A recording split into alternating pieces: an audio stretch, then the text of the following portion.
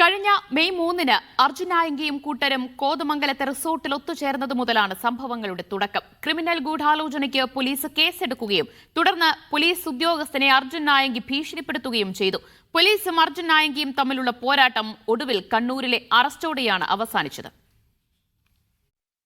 May 3-ന് രാത്രി കോതമംഗലം പുന്നേക്കാട് കരിയിലക്കാടുള്ള സ്വകാര്യ റിസോർട്ടിൽ നിന്നും ആയങ്കിയെയും 6 സുഹൃത്തുക്കളെയും പോലീസ് പിടികൂടി. ക്രിമിനൽ ഗൂഢാലോചന കുറ്റം ചുമത്തിയ കേസിൽ റിമാൻഡിലായ ആയങ്കിയും സുഹൃത്തുക്കളും ജൂൺ 6-ന് തന്നെ പുറത്തിറങ്ങി. അറസ്റ്റ് ചെയ്ത ഇൻസ്പെക്ടർക്ക് സമൂഹ മാധ്യമത്തിലൂടെ തുറന്ന കത്തായി ഭീഷണി സന്ദേശം അയച്ചാണ് അർജുൻ ആയങ്കി അടുത്ത എപ്പിസോഡിന് തുടക്കമിട്ടത്. നീ അനുഭവിക്കുമെന്ന ഭീഷണി സ്വരമുള്ള കത്തിൽ ഇൻസ്പെക്ടർക്ക് സർവീസിൽ നിന്നിറങ്ങും മുമ്പ് പാരിതോഷികം നൽകുമെന്ന മുന്നറിയിപ്പുമുണ്ടായിരുന്നു. ഭീഷണി കത്തിന് കോതമംഗലം പോലീസ് വീണ്ടും കേസെടുത്തു.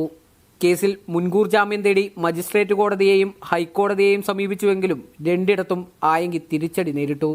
ആയങ്കിക്കായി തെരച്ചിൽ തുടരുന്നതിനിടെ ഊന്നുകൽ SHO ആദർശ് BSനും വെല്ലുവിളിയെത്തി. ഇനി ജാമ്യമില്ലാതെ പോലീസിന് മുന്നിലേക്കില്ലെന്നും പറ്റുമെങ്കിൽ അറസ്റ്റ് ചെയ്യുമെന്നുമായിരുന്നു വെല്ലുവിളി. പോലീസ് വീണ്ടും കേസെടുത്തു. പോലീസ് ഉദ്യോഗസ്ഥനെതിരെ നടപടിയെടുത്താൽ ആഭ്യന്തരമന്ത്രിയെ പൊന്നാടയണിയിച്ച് മുത്തം തരുമെന്ന് പറഞ്ഞായിരുന്നു അടുത്ത പോസ്റ്റ്. ഇതോടെ പോലീസ് ഒന്നുകൂടി ഊർജിതമായി. ഒളിവിലുള്ള ആയങ്കിക്കായി പോലീസ് നാട് മുഴുവൻ ഓടുമ്പോഴും കേസ് ഫണ്ടിലേക്ക് സംഭാവന ചോദിച്ച് QR കോഡ് വെച്ച് അടുത്ത പോസ്റ്റ്. സഹോദരനും പരിചയക്കാരനും ഉൾപ്പെടെ 1 ഡസനിലധികം ആളുകൾ പോലീസിന്റെ വലയിൽ കുരുങ്ങിയപ്പോഴും ആയങ്കി മാത്രം മാറി നിന്നു.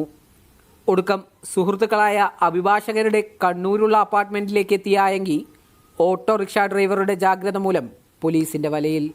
മീഡിയ 1 കൊച്ചി.